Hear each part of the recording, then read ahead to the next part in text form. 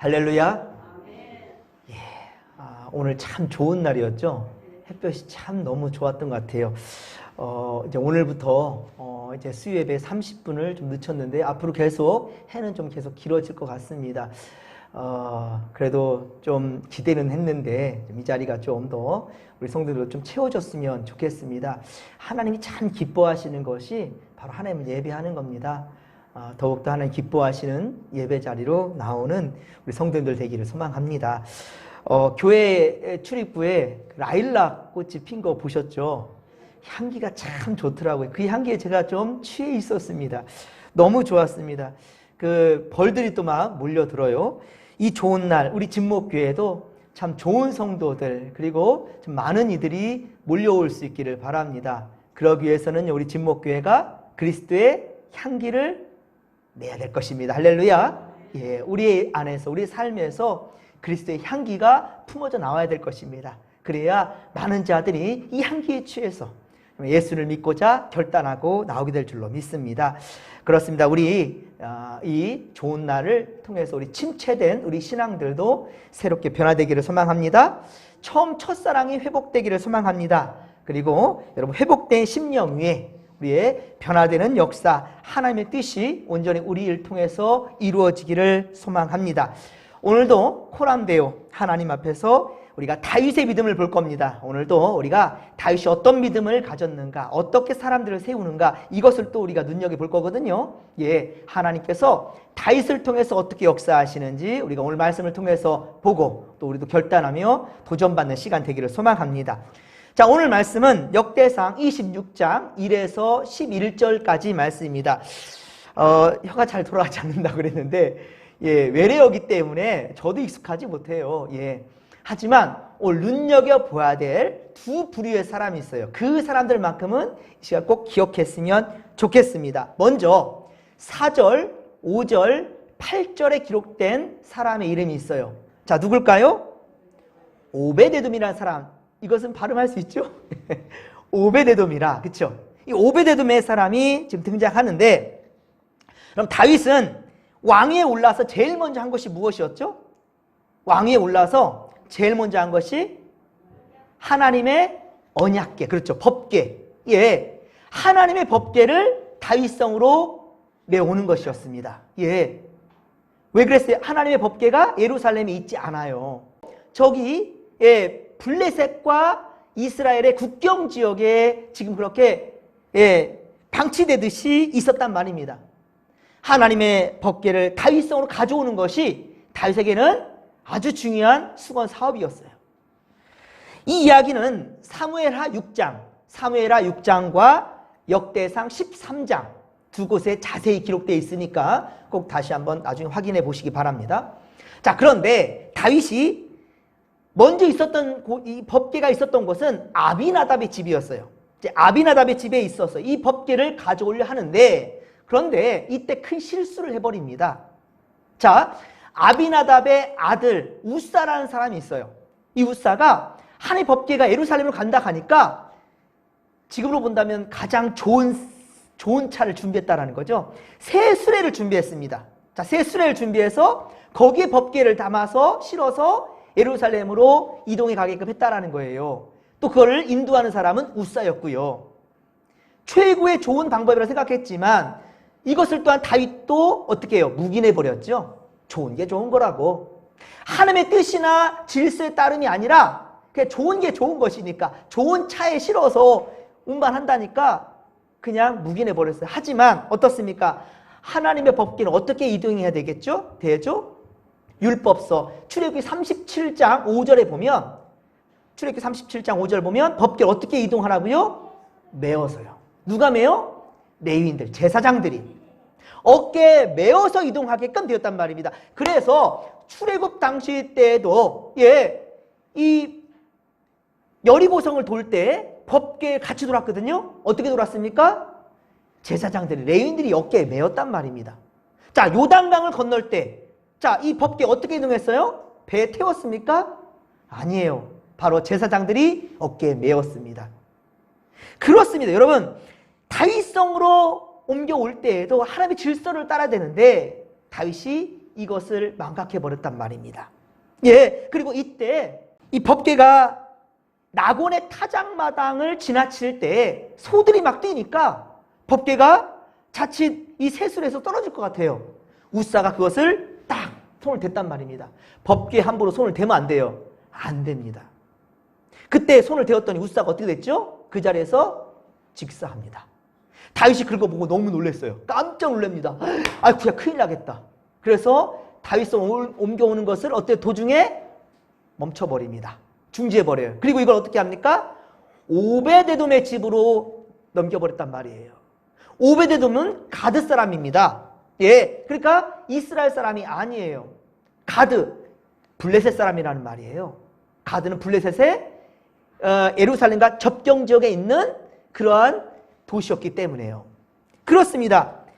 다윗은 너무나 두려워서 그것도 이스라엘 백성들이 손해보면 안 되고 해를 입으면 안 되니까 그렇게 블레셋 사람의 한 사람인 오베데돔의 집으로 옮겨 버렸던 것이지요. 그런데 하나님께서 그런데 오베데돔의 집이 어떻게 했습니까? 석 달 동안 머무를 때 이 집이 어떻게 했어요? 복을 주셨습니다. 예.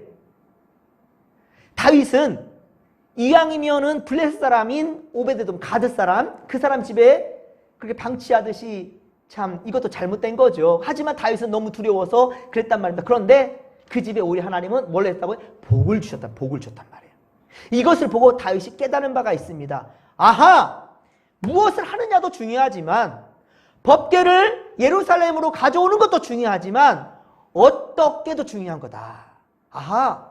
좋은 것이라 다 좋은 것이 아니라 어떻게 하나님이 좋아하시는 방법, 하나님이 원하시는 방법을 쫓아가야 된다. 이것을 다윗이 깨달은 거예요. 아시겠습니까? 거기 중요한 바로 우리에게 주는 교훈이 그것입니다. 우리가 교회를 할 때도 마찬가지예요. 그러니까 좋은 게 좋은 게 아니에요. 하나님이 원하시고 기뻐하시는 일인가라는 거예요. 특히 우리에게는 총회법이 있어요. 총회법이. 그리고 성경이 있습니다. 이 성경의 질서와 교회법에 따라서 진행되는 것. 또한 우리 집목회에 약속한 게 있잖아요. 그런데 나는 싫다고 그 질서를 깨버리거나 그 질서를 따르지 않는다면 교회는 어떻게 됩니까? 혼란이 될 겁니다. 그렇죠? 무엇이든 질서 있는 게 중요하다는 거예요. 특히나 하나님이 원하시는 방법을 따르는 겁니다. 이후 다윗은 사무엘하 6장 12절 이하의 하나님의 법궤를 이제 메고 오게 하죠. 이때서야 이제 다윗이 어때요? 하나님의 질서를 따릅니다. 그래서 법궤를 메고 이동하게 하고요. 어떻게 메고 오냐면 이제는 최선을 다합니다. 다윗이. 그래서 6걸음 떼면은 제사를 지내고요. 하나님께 예물을 드리고요. 6걸음 떼면은 또다시 하나님께 제사를 예배를 하는 그런 최선을 다한 정성을 다한 다윗의 모습으로 바뀌게 된단 말입니다. 그리고 코람데오 하나님 앞에 온 백성들이 함께 찬양을 하며 하나님께 기뻐하는 그러한 모습을 취하게 됐다는 말입니다. 그리고 이게 바로 우리 오베데돔이고요. 두 번째 부류의 한 사람이 있습니다. 1절에 보십시오. 누가 등장합니까? 누구 자손? 고라 자손 써있죠. 우리 1절에 보면 고라 자손이라. 역대상 26장 1절에 보면 고라 자손. 이 고라 자손에게 어떤 일을 맡겼다고요? 문지기를 맡겼단 말이에요. 예루살렘의 문지기. 그렇습니다. 그런데 고라 자손이 어떤 자손인가? 여러분 민수기 16장에 보면 이 고라 자손이 어땠습니까? 모세와 아론에게 대적합니다. 모세와 아론이 무슨 지파예요? 레위 지파예요. 고라 자손도 누구 지파예요? 레위 지파예요. 야, 같은 레위 지파인데 너만 잘났냐? 왜 아론과 모세 당신들만 리더가 되냐? 우리도 할 수 있어. 근데 잘 생각해 보니까 12지파 중에 첫째 지파가 무슨 지파죠? 루벤 지파. 그러니까 자기 혼자 하긴 뭐하니까 첫째 지파인 루벤이 그래도 맏형인데 맏형이니까 레위 지파 셋째 아들보다 첫째 아들이 더 낫다. 자기도 셋째 아들 지파면서도 레위 지파면서도 그 정당성을 끌고 가기 위해서 레위 지파까지 끌고 가요. 그래가지고 바로 아론과 모세를 대적합니다. 하나님이 어떻게 했습니까? 이거는 모세와 아론을 대적한 것이 아니라 내가 세운 종을 니들이 무시해? 하나님이 혼내지요. 그리고 고라 자손을 거의 진멸하게끔 하나님께서 엄벌을 하면서 그렇게 심판합니다. 그런 지파가 바로 고라 자손이란 말입니다. 고라 자손. 알겠습니까? 오베데돔은 이방 사람이고요. 블레셋의 가드 사람이고요. 그러니까 어느 것 하나 보더라도 온전치가 못한 것 같아요. 그쵸? 예. 근데 그들을 통해서 어때요? 예루살렘 성의 문지기로 삼았다라는 거예요, 지금. 다윗이 왜 그럴까요? 예. 좀 의구심이 품어지는 부분이지요. 자, 그런데 여러분, 오늘 본문의 5절 한번 보십시오. 5절 보면, 자, 어떻다고요? 여섯째 암미엘과 일곱째 이사갈과 여덟째 부올레데이니, 이는 어떻다고요? 하나님이 오베데돔에게 뭘 주셨다고요? 복을 주셨다고요. 오베데돔 집에 법궤가 있을 때도 복을 주었어요. 그리고 그 후에도 오베데돔은 그 다음에 인생에 대한 이야기는 없어요. 하지만 오늘 이 부분을 미뤄 본다면 어떻습니까? 하나님께 복을 받았다. 3달 동안 있을 때 그 집안에 복을 줬거든요. 그것을 경험한 오베데돔이 변화됐을 것 같아요. 그쵸? 예. 어떤 학자들은 그래서 오베데돔은 이스라엘 백성으로 귀화한 사람이다. 또 어떤 사람들은요, 어떤 학자들도 그런 얘기를 해요. 아, 오베데돔은 가드 사람으로 살았지만은 그의 혈통은 레위 사람이다. 이런 얘기를 해요. 그럼 제가 여러분들에게 말씀을 드릴 건데요. 학자의 할아버지가 되더라도요, 학자의 선생이 되더라도요, 성경에 있지 않는 얘기 믿지 마십시오. 그게 정답이에요. 예? 저 신학 공부할 때에도 오베데돔에 대해서 얘기할 때 어떤 한 학자들은 이게 레위 지파의 사람이다. 그리고 이 가드라는 것도 뭐죠? 블레셋이 아니라 이스라엘 땅에 가드라는 곳이 있을 거예요. 엉터리입니다. 성경이 어디 있어요? 없는 것은 여러분들, 이것은 잘못되면 이단으로 가는 겁니다. 성경을 성경대로처럼 믿었으면 좋겠어요. 예. 오베데돔은 분명 가드 사람이라고 성경에 분명히 기록되어져 있는 것을 우리는 잊어서는 안 될 것입니다. 분명히 가드 사람이에요. 사무엘하 6장 10절, 그리고 역대상 13장 13절, 역대상 13장 13절, 그리고 사무엘하 6장 10절 보면 가드 사람 오벳에돔. 그리고 가드가 어디냐? 위치적으로도 블레셋과 이스라엘의 국경 지역에 있는 게 맞습니다. 그러니까 잘못된 억지를 부리면 안 되는 거예요. 분명히 오베데돔은 이방 사람이 맞습니다. 그리고 고라 자손도, 자, 왜 고라 자손을 다윗은 눈여겨보고 그를 등용했던가? 아론과 모세에 대해서 반역한 것은 맞습니다. 그런데 그들의 다음의 행보를 보면 우리가 알 수 있어요. 미리 짐작해 볼 수 있는 것은 무엇이냐면 바로 시편 150편, 시편 150편 중에 10편이나 고라 자손이 기록했어요. 다윗 다음으로 제일 많이 기록한 겁니다. 솔로몬도 시편에 2편밖에 없어요. 그런데 고라 자손은 10편이나 된단 말입니다. 그들이 그러니까 이것을 보면 회개한 거예요. 그리고 변화된 거예요. 우리 진목교회도 변화돼야 됩니다. 그걸 계속 강조하고 있는데 이대로 가서는 안 되는 거죠. 고라 자손은 분명히 변화된 거예요. 무엇을 통해서 알 수 있을까? 시편의 시를 보면 알 수 있습니다. 특별히 시편 84편 10절, 시편 84편 10절에 보면 이렇게 나와 있어요. 여러분 잘 아실 거예요. 주의 궁전에서의 한 날이 다른 곳에서 첫날보다 나은즉 악인의 장막에서 사는 것보다 내 하나님의 성전 문지기로 사는 것이 좋사오니 아멘. 할렐루야. 아멘. 여러분 다윗이 이 지금 고라 자손을 문지기로 세우잖아요. 이 다윗은 선견지명이 있는 거죠. 그리고 그들이 변화된 것도 다윗은 알기에 그들을 그렇게 중요한 사명을 주었는데, 하지만 그들이 계속해서 변화된 것을 본다 한다면 나는 다른 곳에서의 첫날보다 주의 궁전에서, 주의 집에서, 주의 성전의 문지기로 단 하루만 있다 할지라도 나는 그것이 좋다라고 고백하는 것. 얼마나 멋진 고백입니까? 주의 집에 있는 것, 주의 집에 문지기로 있는 것이 내게는 더 소중하다라고 고백하는 고라 자손이라는 거예요. 그렇습니다.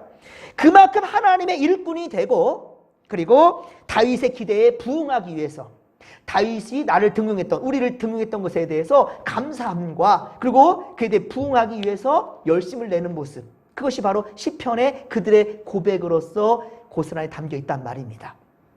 열심히 사명 감당하는 고라 자손의 고백이라는 거예요.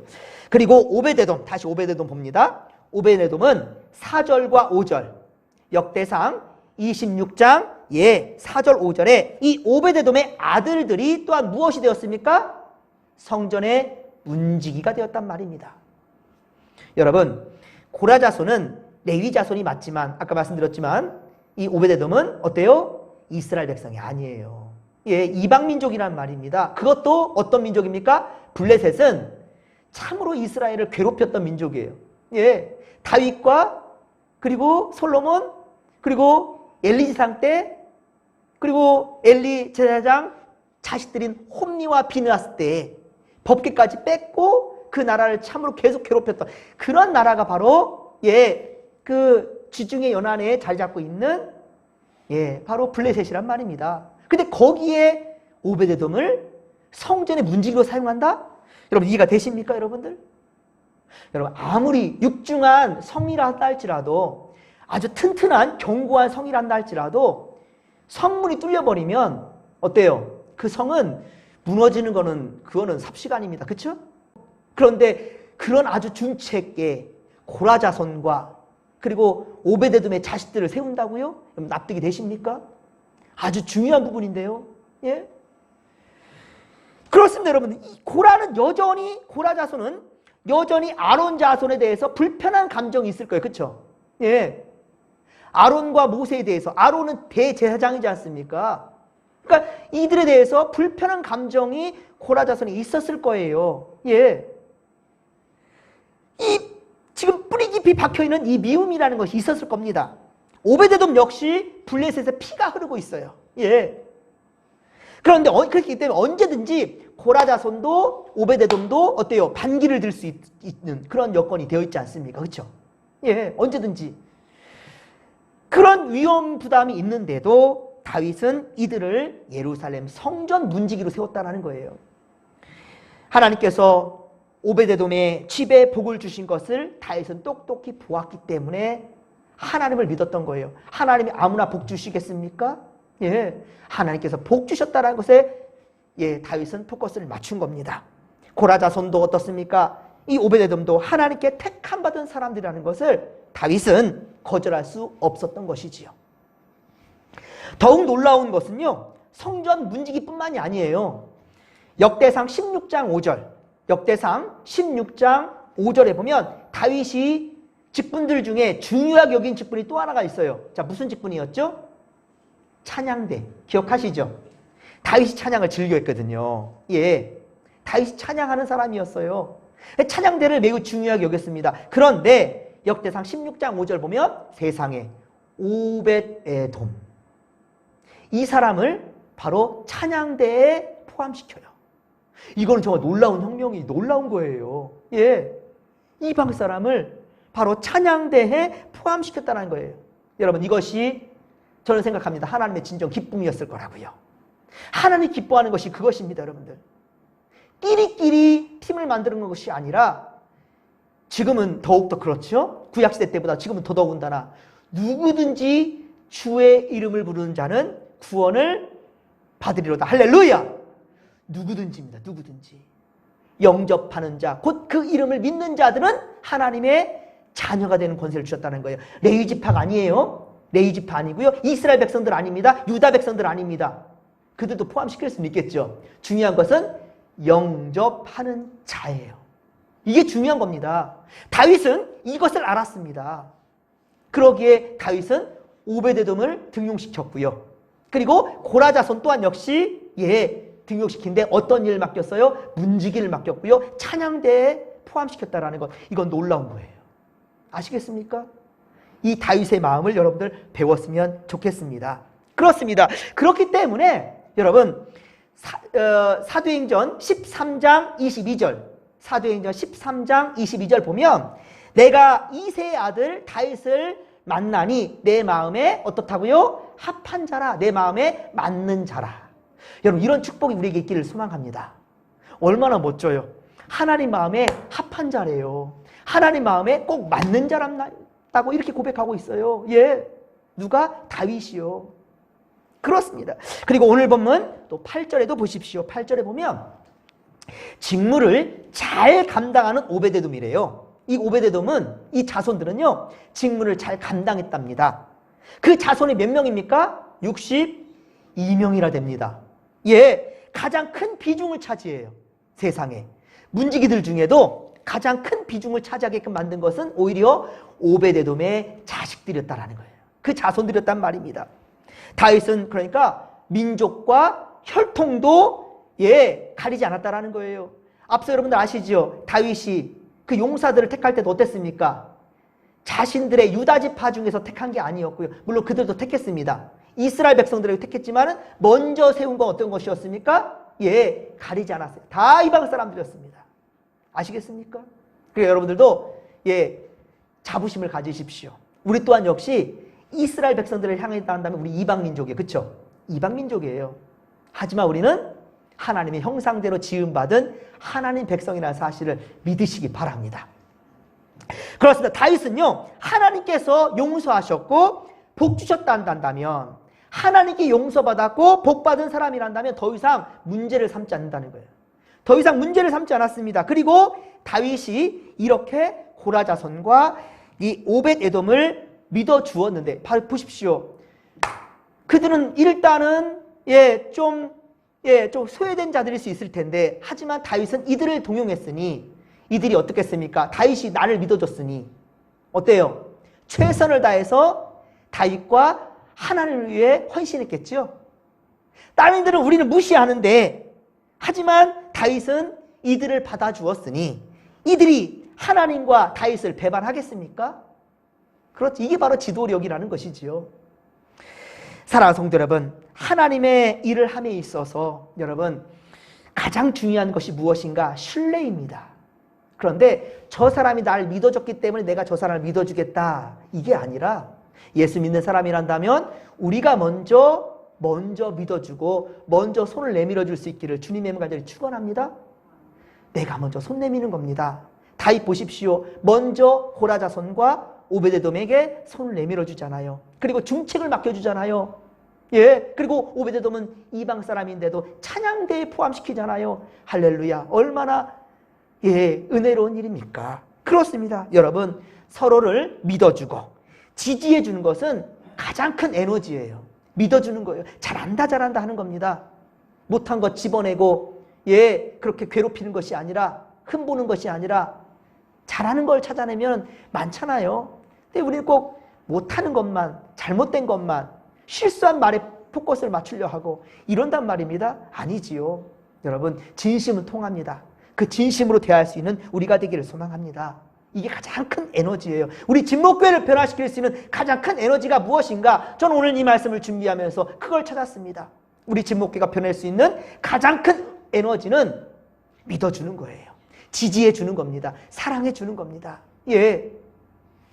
여러분, 서로 좀 부족하고 또 실수와 잘못이 있다 할지라도 사랑은 허다한 죄를 덮는다 그랬잖아요. 베드로전서 4장 8절 아시지요? 서로 뜨겁게 사랑하고 그리고 실수된 것들을 덮어줄 수 있는 그러한 우리 사랑의 공동체 진목교가 되기를 주님의 이름으로 간절히 축원합니다. 이때 우리는 상상할 수 없는 큰 힘을 발휘할 거예요. 그리고 하나님은요, 이 가운데 놀라운 성령의 역사를 반드시 이루실 줄로 믿으시기 바랍니다. 우리는 모두 하나님께 택함받은 사람들이에요. 맞지요? 레위 사람, 이스라엘 백성들, 유다 사람들 아니에요. 고라 자손들, 오베데돔 사람들, 이런 사람들 다 포함시키고, 중요한 것은 내가 포함됐다는 사실, 이 자부심을 가지시길 주님의 이름으로 간절히 축원합니다. 세상 백날 많은 사람들 다 있다 할지라도 중요한 것은 내가 빠지면 어떻게 됩니까? 내가 포함돼야죠. 내가, 그렇죠? 천국은 침노하는 자의 것입니다. 최선을 다해서 믿음 굳세게 지키시기를 주님의 이름으로 간절히 축원합니다. 우리 진목교회가 이렇게 다윗처럼 또 서로를 믿어주고 지지해주고 칭찬해주고 사랑해주고 그렇게 함께 한 길, 하나님께서 바라보는 그 시선에 꽂혀서 함께 한 길로 향한다 한다면 우리는 반드시 변화될 줄로 믿습니다. 믿으시기 바랍니다. 함께 할 것입니다. 살아계신 하나님 고맙고 감사합니다. 우리 믿음의 고백과 함께하여 주시옵소서. 우리가 무엇이 잘났습니까? 하나님 앞에서 온전하지 못합니다. 세상에 흠 있는 것이 얼마나 많습니까? 하지만 주님, 우리가 코람되어 하나님 앞에 있을 때 서로가 서로를 믿어주고 이해해주고 사랑해주고 이끌어주고 지지해준다면 우리는 변화될 수 있습니다. 그리고 하나님께서 주신 크신 역사와 놀라운 힘이 우리에게 있으므로 우리는 반드시 변화될 줄로 믿사오니 할렐루야. 함께하여 주옵소서. 서로를 세워주고 지지하는 우리가 되게 하옵소서. 감사를 드리며 거룩하신 예수님의 이름으로 기도하옵나이다. 아멘.